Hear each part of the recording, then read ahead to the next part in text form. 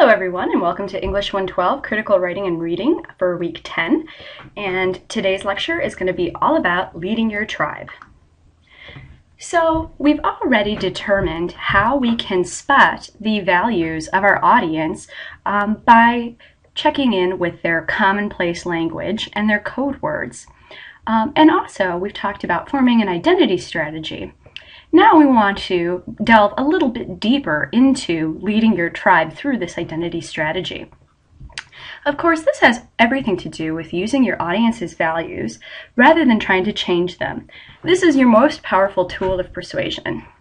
You want to be able to demonstrate craft. This is Aristotle's practical wisdom, in which Heinrichs mentions the surgeon as an example in our text.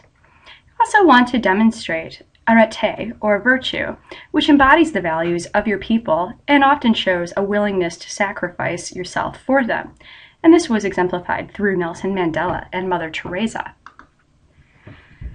Now remember, when we're trying to form our role as leaders, people generally think of their leaders as not like them, and they probably wouldn't want them to be like us.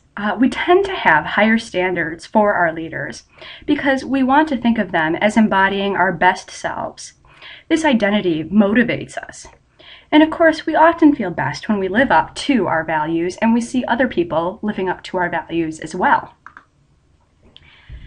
Now, one thing that you're going to want to keep in mind is you're going to want to, as part of forming your role as leader, take into consideration what Heinrichs calls the halo effect.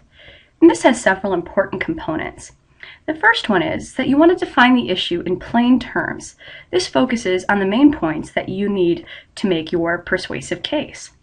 Next, you're going to want to find the values, which are usually found in the common places a group uses.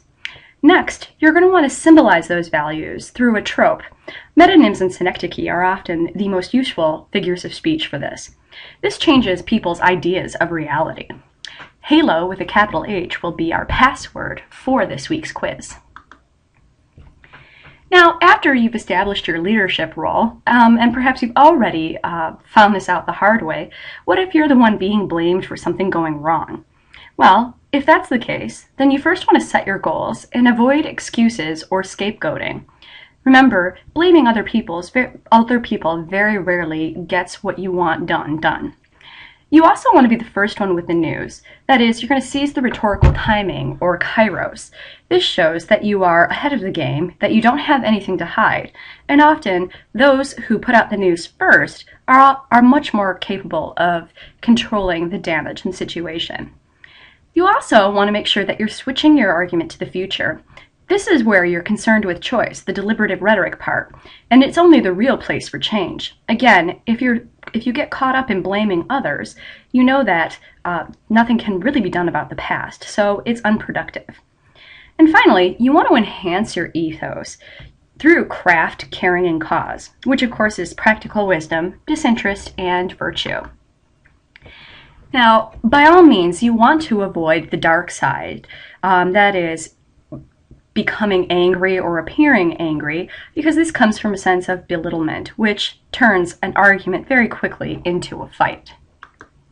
And finally, the last thing you want to do as a leader is apologize. Rather, you want to express yourself through your feelings about not living up to your own standards.